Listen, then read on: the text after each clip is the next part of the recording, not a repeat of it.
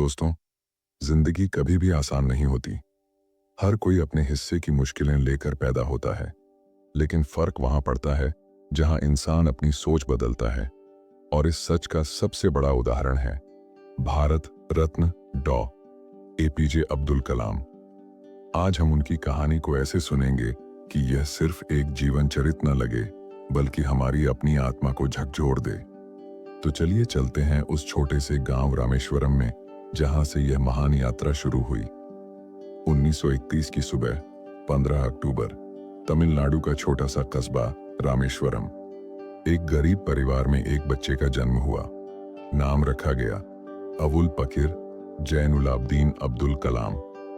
घर बहुत साधारण था।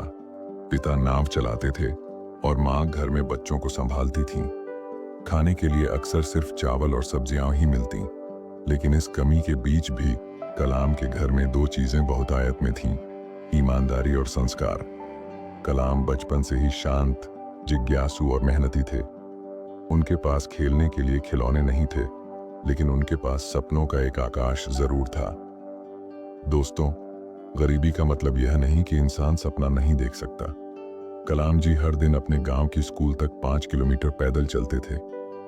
किताबें खरीदने के लिए पैसे नहीं थे, तो वे अपने दोस्तों से किताबें उधार लेते। स्कूल से लौटकर वे अखबार बांटते थे ताकि घर की मदद हो सके। सोचिए, सुबह सूर्योदय से पहले उठकर अखबार बांटना और फिर स्कूल जाना, यह आसान काम नहीं। लेकिन कलाम ने कभी शिकायत नहीं की। उनके दिमाग में बस एक ही बात थी: मुझे सीखना है, मुझे आगे बढ़ना है। बचपन में ही उन्हें आसमान से खास लगाव था। जब वे समुद्र तट पर बैठते और आकाश में उड़ते पक्षियों को देखते, तो उनके मन में सवाल उठता, क्या इंसान भी ऐसे उड़ सकता है? एक बार वे अपने शिक्षक के साथ समुद्र किनारे खड़े थे। शिक्षक ने उनसे कहा, कलाम, जैसे ये पक्षी अपने पंखों से आसमान छूते हैं, वैसे ही इंसान भी अपनी मेहनत और विज्ञान के जरिए उड़ सकता है। यही वाक्य कलाम के मन में घर कर गया। उन्होंने तय कर लिया, मैं आसमान को छूऊंगा। गरीबी के बावजूद कलाम ने अपनी पढ़ाई में कभी हार नहीं मानी। मैट्रिक के बाद वे तिरुचिरापल्ली के सेंट जोसेफ कॉलेज गए और भौतिकी में डिग्री ली। लेकिन उनका सपना भौतिकी तक सीमित नहीं था। वे चाहते थे विज्ञान और तकनीक के जरिए उड़ान भरना। इसलिए वे Madras institute of technology MIT पहुंचे और एरोनॉटिकल इंजीनियरिंग में दाखिला लिया। यहां भी संघर्ष जारी रहा।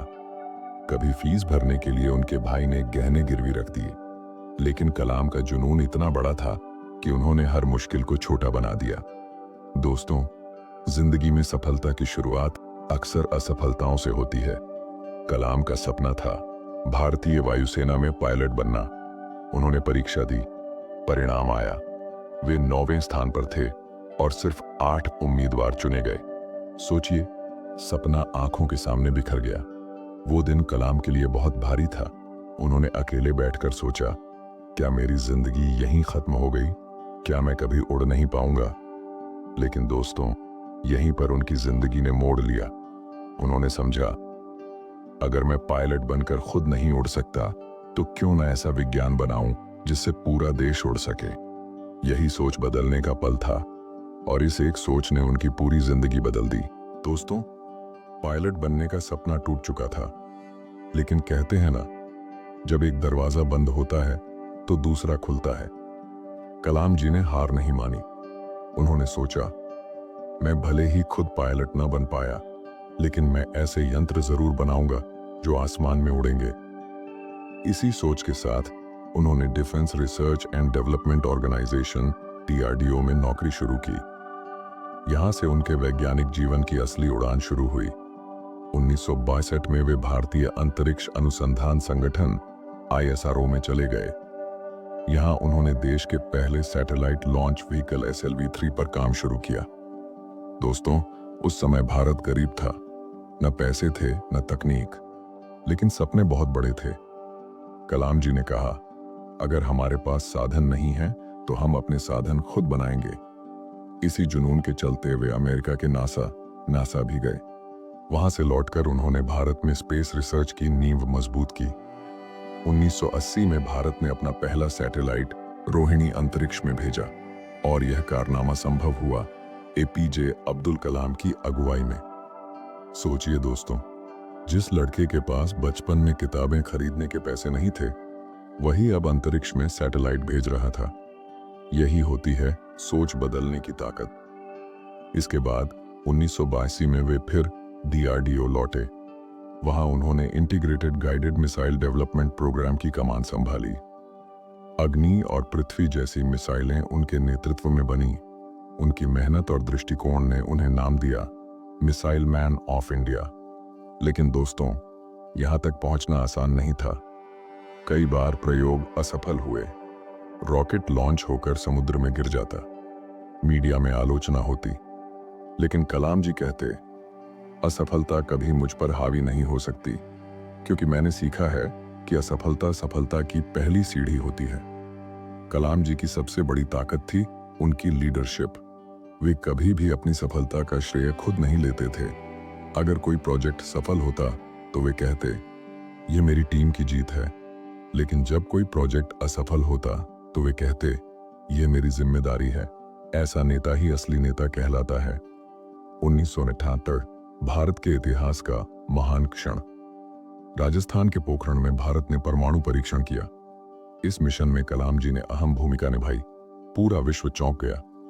भारत ने साबित कर दिया कि हम किसी से कम नहीं। उस दिन कलाम जी ने कहा, अब भारत सिर उठाकर दुनिया से कह सकता है, हम भी ताकतवर हैं। दोस्तों, आपको यह जानकर हैरानी होगी कि कलाम जी को बच्चों और युवाओं से सबसे ज्यादा लगाव था। वह कहते थे, देश का भविष्य नेताओं या मंत्रियों से नहीं, बल्कि बच्चों के सपनों से तय होता है। किसी भी कार्यक्रम में वे बच्चों से घिर जाते। वे हर युवा को यही संदेश देते, बड़े सपने देखो, मेहनत करो और कभी हार मत मानो। 2002 में देश ने उन्हें सबसे बड़ा सम्मान दिया। वे चुने गए भारत के राष्ट्रपति। पूरा देश गर्व से भर उठा। रामेश्वरम का गरीब बच्चा, जिसने कभी अखबार बांटे थे, अब देश का सर्वोच्च नागरिक बन चुका था। दोस्तों, क्या यह सोच बदलने की ताकत नहीं है?